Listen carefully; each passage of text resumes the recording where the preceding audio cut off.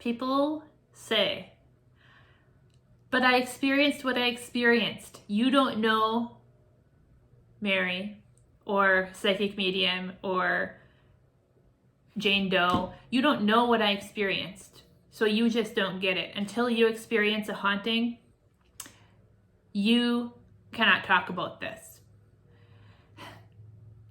And that's not true, because I used to think every single house I lived in was haunted. I lived in fear for 25 years plus, almost 30 years. I clung to fear of thinking my homes were haunted. Just because we think a place is haunted or we think that there are ghosts doesn't mean that it's true.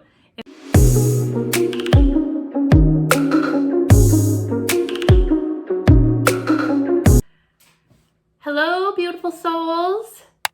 So this is a video that I might get some hate for, and I say that because I recently uploaded a short about how hauntings and ghosts are not real, and the ratio of dislike buttons being clicked, like buttons being clicked, was quite skewed. I take that to mean that a lot of people disagreed with me on that, which isn't surprising. I have gotten that before on other platforms. I think people in our society, people in our culture, it's like ghost stories and stories of hauntings, they're just so ingrained in our folklore, in our belief systems. It's like people almost want to cling to them. They want to believe in them rather than to actually think about them logically. To actually take a few steps back. Think about the concept of ghosts. Think about the concept of hauntings from a logical perspective. Not even just from a spiritual perspective, but from a logical perspective. Actually think through the process and consider that it really doesn't make sense, that they really aren't real. And I'm a psychic medium. I talk to dead people for a living. I talk to dead people almost every single day. The other side is very real. Spirit is very real. Life after death is very real. Ghosts and hauntings are not real. Two very different concepts, and I'm here to explain exactly why.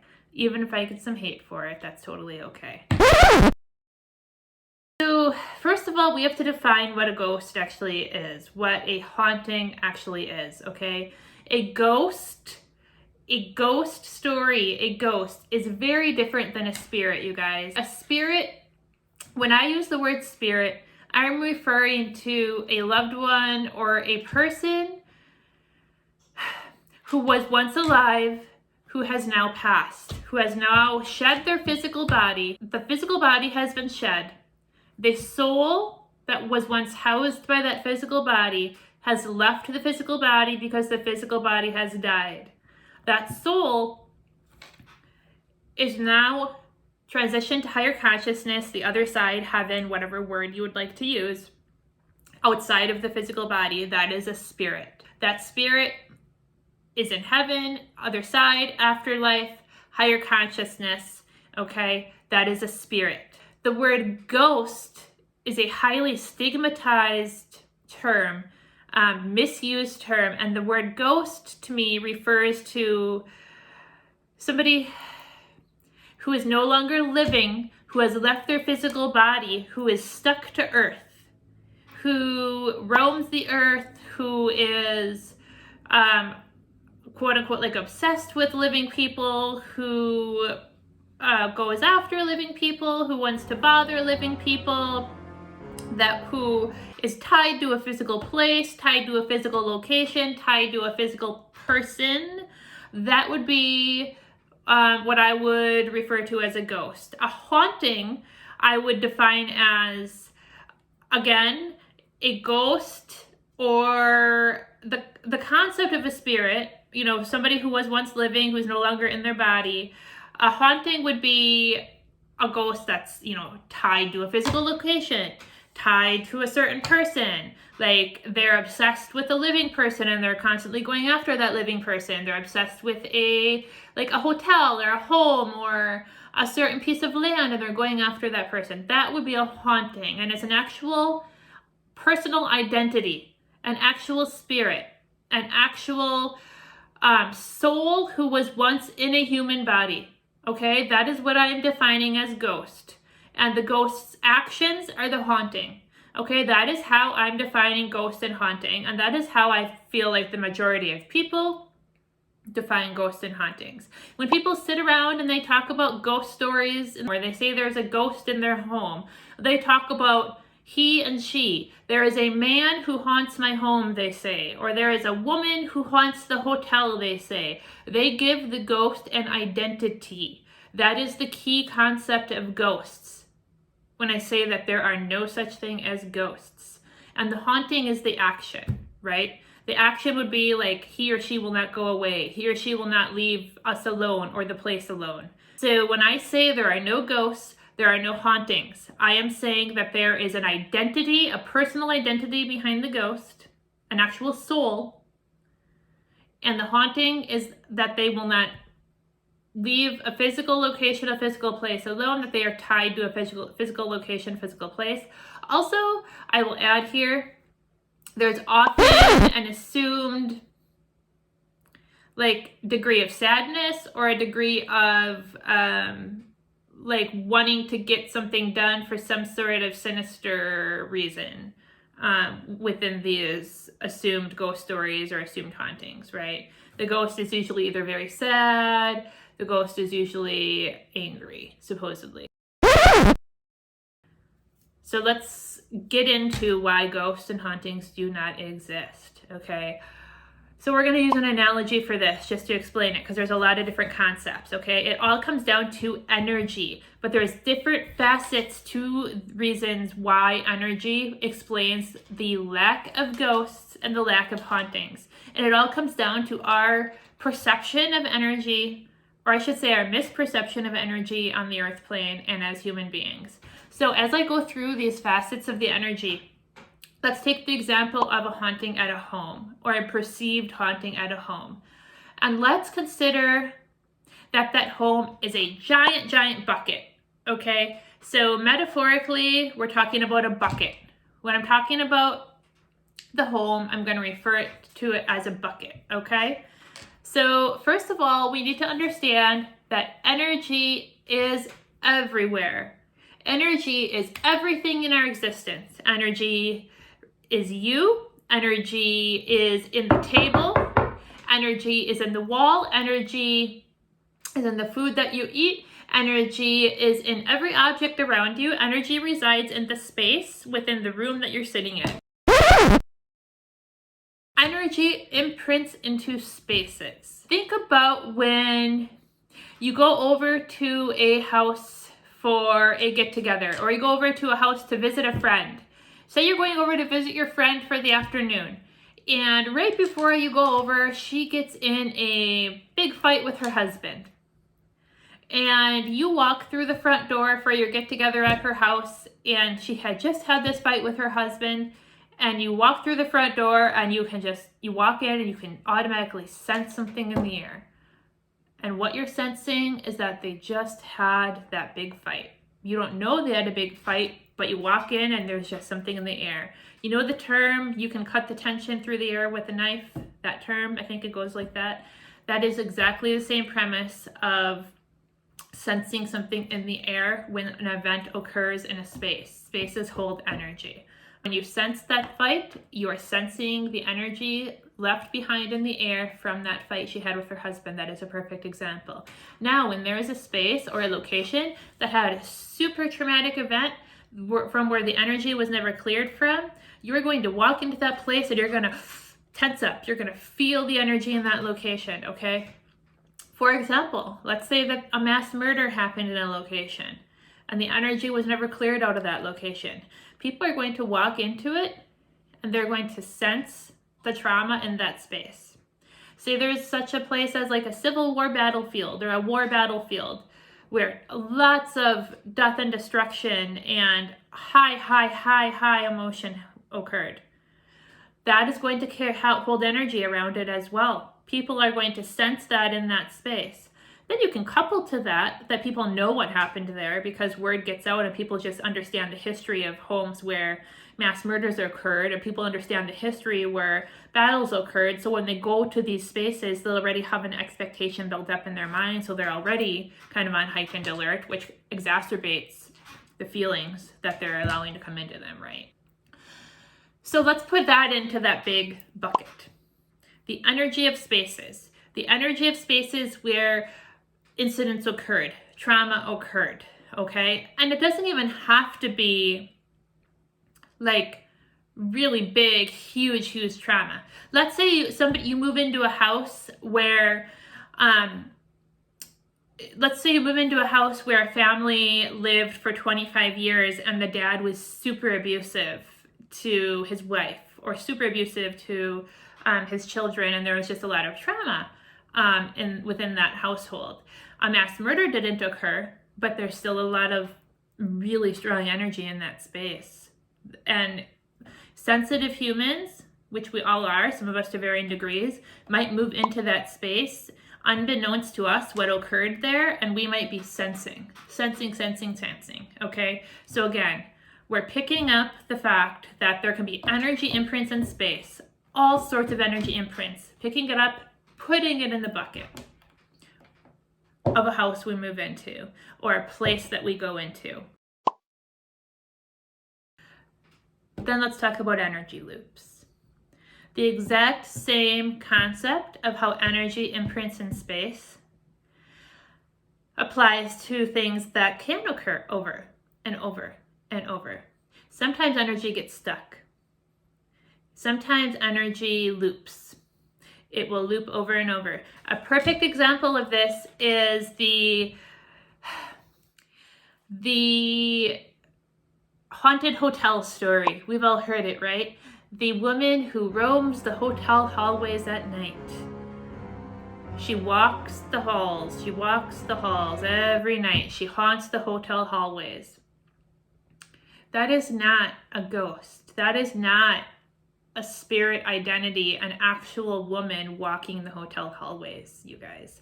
That is energy imprinted in spaces, which remember we already put into the bucket. But in this case, the energy is also looping. Energy can loop over and over and over and over. It can do that in many cases. For example, I've had people tell me, well, I always see this man, or I shouldn't say people, I had one particular client tell me, I always see a man walk through my kitchen. He always walks through my kitchen. Why won't he leave my kitchen? That's not a man haunting this woman's kitchen. That's an energy loop. It could even be a man who visited the home once, but when he visited that place, he had super strong energy that day. Maybe he had really strong emotion when he was there. It could be, 50 years ago, and he came there and he was really riled up. And maybe in that moment, his energy just really jived with the energy of the house, and for some reason it enmeshed itself together. The energy within those four walls enmeshed with his energy in that day, and it did this. It's meshing within that particular space. This man's energy, who didn't even live there, he was just a visitor 50 years ago, it enmeshed with itself, with one another, and that's the way it's going to be. And it's looping and looping and looping now, because he wasn't there and he walked through that kitchen. Maybe while he was there, he happened to walk through that kitchen 10 times. And now the person who told me this story, she lives in this home that already has, energy imprints in the bucket for other reasons unrelated to this man. Maybe she's already kind of sensitive herself, and she sees this loop and she thinks that her home is haunted by this man, when it's really just an energy loop of him, an imprint of him. So let's put energy loops into the bucket. Energy loops don't even have to be visual, they can be sound. Maybe there's a certain sound that occurred in a home repetitively in a certain place. Those can play as well. Another example of an energy loop is, I lived The home before this one that I lived in was, let's see, what year are we in? 2022. The house was built in like 1906 or 1910, something like that. And I used to see this man walk through the basement repetitively. Like, he would just walk the same route over and over and over. And this was like right around my spiritual awakening, and I didn't know what was going on. I thought, I was uneducated at the time about these subject matters, and I got freaked out. I thought that he was a ghost down there. He only walked this one area. And it turned out, I later found out that the route he was walking was from where they used to keep all of the coal in this basement of this house that was built, you know, like 1906, 1910 to the coal furnace. So as it turned out, that was a path that this man would have walked hundreds of times during his lifetime if he would have indeed lived in that house. So it wasn't that man's spirit that I was seeing. It was an energy imprint, an energy loop of him, of his energy, of the energy left behind by him. Not his actual spirit, not his actual soul, not an actual ghost, not an actual haunting. Energy imprint, energy loop is what I was seeing. Because if you were going to haunt a place, why would you do chores? I mean, come on. That's a whole other subject matter. But so we already have energy imprints in the bucket. We already have energy loops in the bucket. And again, the bucket represents a house, like a place, right?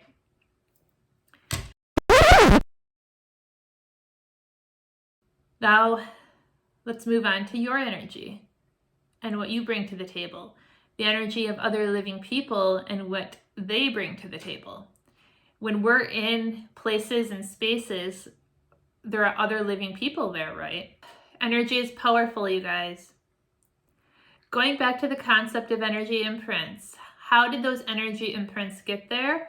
Living people put them there. And guess what? You're still living. So are the other human beings around you. How did those energy imprints get there? Living people put them there. And guess what? You're still living. So are the other human beings around you. You're all still living. And your energy is more powerful than you realize. And so is the energy of other people around you. You all pick up on one another. Just because you sense something in a space or feel something in a space doesn't mean that it's being manifested by a quote unquote dead person to try to scare you. We actually can cause things ourselves. And the fact that hauntings and ghosts are pushed so hardcore in our culture, in our society, and the fact that we want to be scared, the fact that I got so many dislikes on a video talking about how I believe hauntings and ghosts are not real, the fact that people like want to cling to this belief so much, it's like they want to be scared, says a lot. Because we want to be in fear. And we, as a result, we are creating fear. We're creating fear in ourselves. We're creating fear in other people. There are unethical mediums out there, or maybe not even unethical, maybe untrained mediums. And I don't mean that to come across gatekeeper-ish, but it's my opinion, out there who create fear. Fear manifests outwards from us. And that energy is powerful, you guys. Energy can move objects.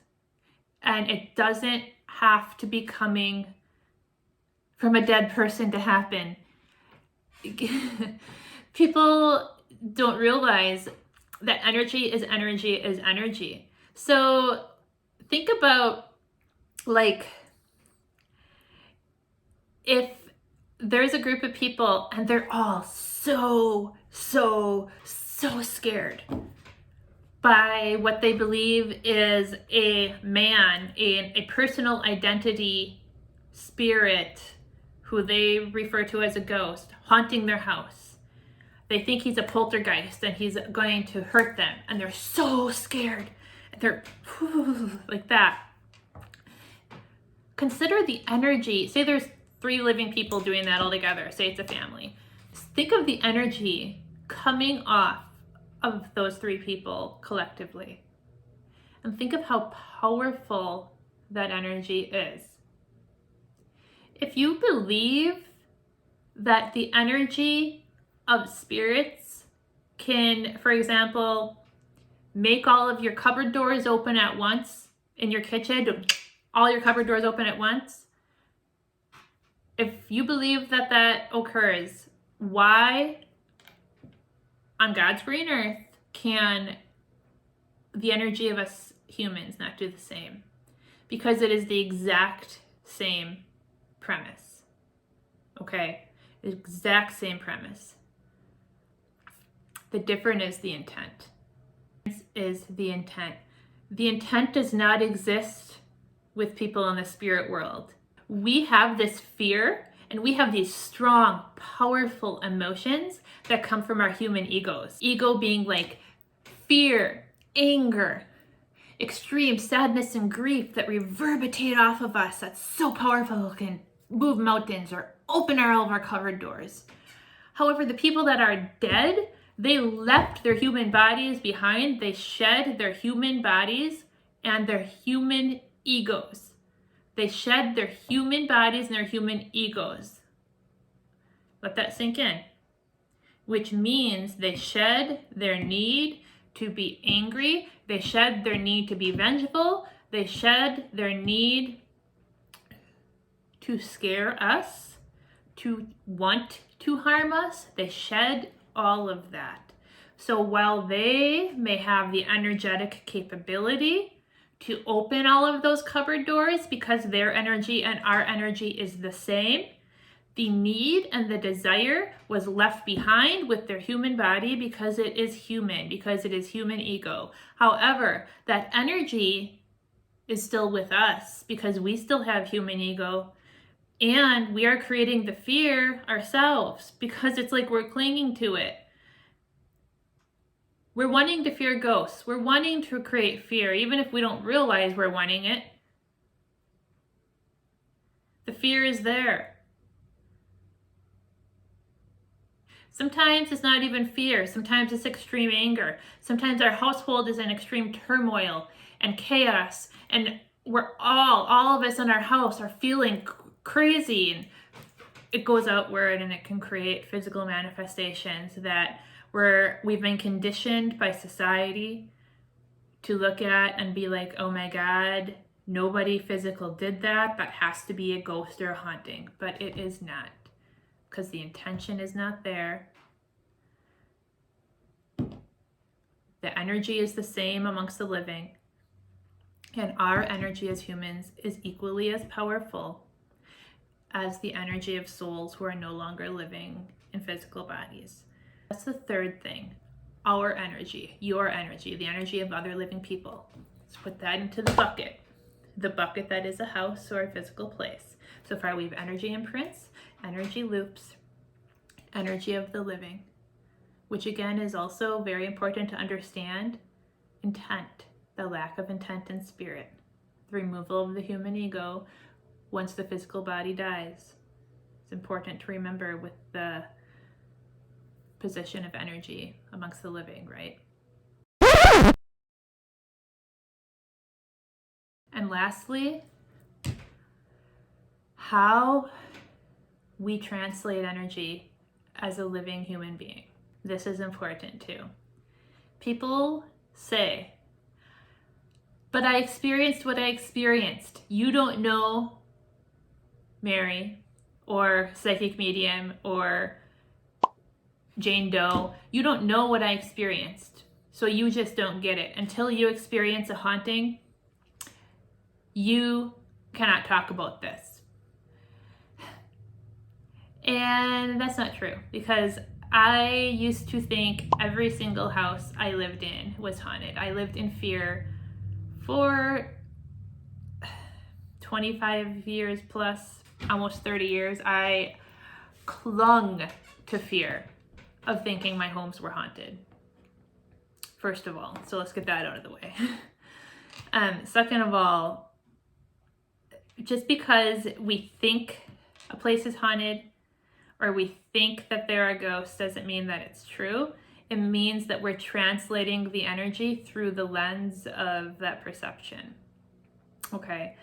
Our nervous systems are crazy, wild filters. And how we filter energy matters. So if we're coming at a scenario from a fear-based perspective, we're often going to filter energy from a fear-based lens, right? So a great example of this would be children, right? Children are often very perceptive to the spirit world because they are the least furthest removed from it, because they just came in, right? So children might be, or I shouldn't say might, children are much more susceptible to seeing or sensing, their grandpa in spirit or their great grandpa in spirit, right? And some children may perceive his energy and their nervous system will translate it to sight, or their nervous system will translate it to just feeling his presence, or their nervous system will translate it to hearing him, whatever the case may be. Some children will translate it in a very loving way if they have not been taught to fear, if they have not been conditioned to fear things they cannot see with their physical eyes, if they have not been taught about ghosts and hauntings and the whole cultural phenomenon, and the whole cultural phenomenon about fearing, ghosts and hauntings, that whole aspect of our society. If they haven't been taught that, they'll often perceive it in a loving way. However, children who have picked up on other fear-based ideologies, be it about ghosts and hauntings or just kind of more fear-based, like body language or facial expressions or whatever, the case may be, or children with more anxiety about other subject matters as well, their nervous system may tend to bring that energy in and be like, I don't know what to do with this, and their nervous system will translate it to something more fear-based, as though they might see a scary man in the shadows or a scary shadowy man, and that's how they might see, and then they'll have a sensation of fear with it. But that's not what the energy actually is. That's how their nervous system translates it based on the anxiety they've been conditioned to feel. I'm not saying it's anybody's fault. It could just be like picked up from, TV, or just picked up from like body language of other people or whatever the case may be. So that's why some children see very lovingly, some children see more fear-based. It's not that they're seeing fearful spirits, it's that their nervous systems are translating it in a certain way. And adults are the same way. Our nervous systems and our translation filters matter. One person who is open and views the spirit realm in a loving way, they are going to bring the energy of an actual spirit. Now, I'm not saying ghost, I'm saying spirit. So let's say grandma's in your house. Somebody who's very neutral and doesn't fear the spirit realm, they're going to bring the energy in and translate it in a very neutral way. Somebody who is I'm watching, I don't know, some of those TV shows that are out nowadays, some of the fear-based TV shows where they go into like haunted places. Somebody who's watching like more of the paranormal ghost hunting type shows and has that kind of ingrained in their psyche and is more like fear ideology based, that sort of thing. Somebody like that, they're going to sense grandma's energy on their peripheral, but they're going to bring that energy into their nervous system, and they're going to translate it very, very differently than the person who approaches the spirit world with a very open, loving, energy mindset. But at the end of the day, in both scenarios, it is just grandma. It is just grandma checking in on you. But the way that you translate the energy, the way that your nervous system brings it in and translates it, whether you translate it to sight, to hearing, to feeling, etc., matters. And your nervous system translates to sight. So you might see, oh, there's a big scary shadow in the corner and it has like long nails or a hat or whatever the case may be.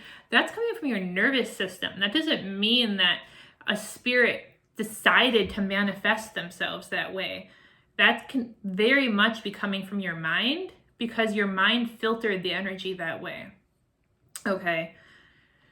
So hopefully that is explained clearly. How you translate the energy matters, and it can really play hand in hand with human beings' energy manifesting things as well. Like if you're in a really tightly wound, fear-based place and actually manifesting incidents within your space, like say you're throwing energy out from a fear-based place from yourself, and then you're picking that energy back up and filtering it through a fear-based lens, you're creating your own loop.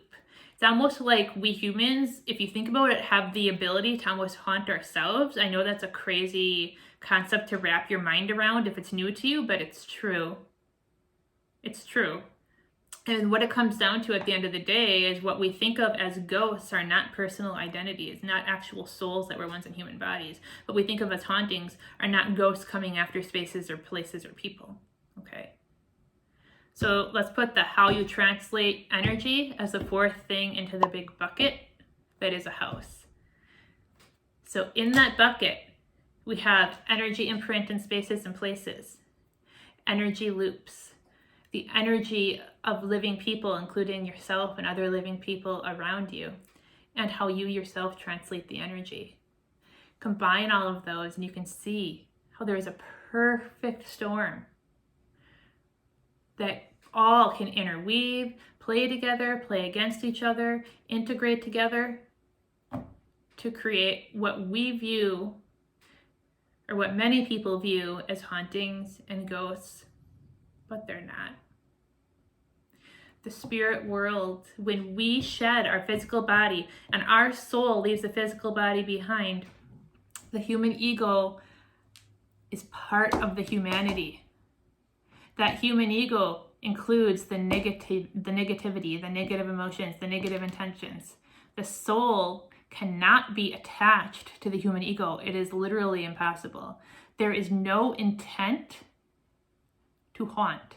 There is no intent to be attached to a physical place, a physical thing. It's literally impossible. If you look into physics and how physics relates to the concept of souls being energy, it is literally impossible vibrationally for a soul to be tethered to a house, for a soul to be tethered to land, such as, like, take the example of a battlefield. It's literally impossible. It does not happen. And then being tied to a person, that would require human ego. And that leaves with the human body. The intent is not there. Hauntings and ghosts are all explained via the four things that are in the bucket: energy imprints, energy loops, the energy of living people, and perception of energy by the person who thinks they're experiencing the haunting and the ghost. And I understand, I've been there. I have been there. I get it. So if you have made it this far, go ahead, click that like button so more people can see this. Help me grow, please, and give that subscribe button a hug. I appreciate all of you. Any comments, feel free to leave them below. I know this again might be a topic not everybody resonates with, but I promise you there's nothing to be afraid of. Nothing to be afraid of. Till next time, bye.